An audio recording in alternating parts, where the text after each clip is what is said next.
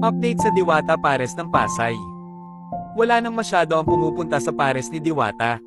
Mapapansin sa mga kuha ng litrato galing sa isang netizen na kumain kay Diwata. Na halos ang mga tao ay ang mga vlogger na naghihintay ng pwede nilang eye content. Makikita nga sa video na halos kaunti na lang ang mga taong nagpupunta at kumakain.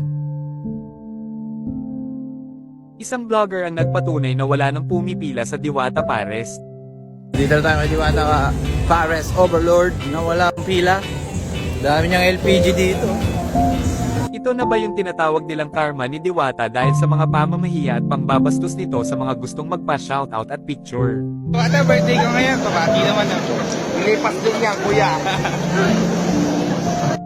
Pala nga pa oh! Ay, naku, ata naman natin, di ba? Nakiusap naman ako eh. Dagdag pa nito ang madumi at mabahong kapaligiran. Ikaw, ano ang masasabi mo sa mga nararanasan ngayon ni Diwata? Pwede kang mag-iwan ng react at i-comment kung ano ang gusto mo sabihin. Sabayan mo na rin ng share para makita ng mga tropa, kaibigan at kung sino pa nakakilala mo para may bahagi ang kanilang komento.